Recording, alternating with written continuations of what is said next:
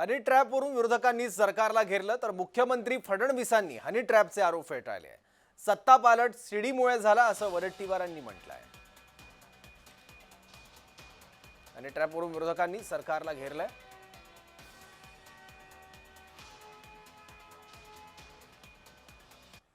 कोणचा honey trap यांनी आणला मला समजतच नाही। आणि नाना भाऊने तर कुठला बॉम्बच आणला म्हणे। नाना भाऊ आलाच नाही आमच्यापर्यंत बॉम्ब।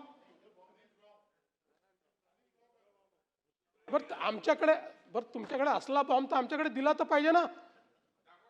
ना हनी आहे ना ट्रॅप आहे। ती नाना भाऊ असं एक कुठली घटना घडली असेल तर ती मांडली पाहिजे। पण माहोल असा क्रिएट होतोय आजी माजी मंत्री आता सगळे एकमेकाकडे पाहून राहिले। इकडे आजी मंत्री आहे इकडे माजी मंत्री आहे। हे आजी मंत्री आहे का माजी मंत्री आहे? कोण फसलाय हनी ट्रॅप मध्ये? कुठल्याही आजी माजी मंत्र्याच्या हनी ट्रॅपचं या ठिकाणी तक्रारही नाही, पुरावेही नाही, अशी घटनाही समोर आलेली नाही। एक गुन्हा दाखल झाला होता नाशिकमध्ये एका ऍडिशनल कलेक्टरच्या माध्यमातून। त्या महिलेचं नाव कोण होती त्याच्याबद्दलचं वर्णन केलं नाही आणि कसं हे प्रकरण दाबता येते हा प्रयत्न त्यांनी केलेला आहे। अधिकारी आणि काही मंत्री त्याच्यामध्ये समाविष्ट आहे। मी काल पण बोललो, परवा पण बोललो की मला कोणाचं चरित्रहनन करायचं नाही, पण राज्याचे काही महत्वपूर्ण आणि गोपनीय कागद हे हनी ट्रॅपच्या माध्यमातून एंटी सोशल मुवमेंट कडे गेलेले आहेत। शिंदेचं सरकार जे काही सत्ता पालट झाली ती सत्ता पालट ते सीडीमुळेच झाली।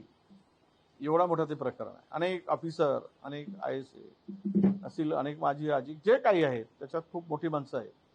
त्यावर काही अधिक बोलण्याची गरज नाही। ते ज्यावेळेस आम्ही दाखवू त्यावेळेस मग आम्हाला तिकीटच लावावी लागेल 10-20 हजार रुपयाची आणि ते तिकीट लावूनच ते सगळं चित्र दाखवावं लागेल। पण ते निमंत्रित आणि विशिष्ट लोकांनाच बोलावं लागेल कारण एवढा भक्कम पुरावा त्या ठिकाणी आहे। काल माननीय मुख्यमंत्र्यांनी विधानसभेमध्ये या संदर्भामध्ये स्पष्टीकरण दिलेलं आहे आणि त्यांनी स्पष्ट सांगितलं का कुठे हनी पण नाही आणि कुठे ट्रॅप पण नाही। मला असं वाटतं की तो मुद्दा जो आहे संपलेला आहे आणि स्वतः मुख्यमंत्र्यांनी स्टेटमेंट दिल्यानंतर शंकेला काही वाव राहू नये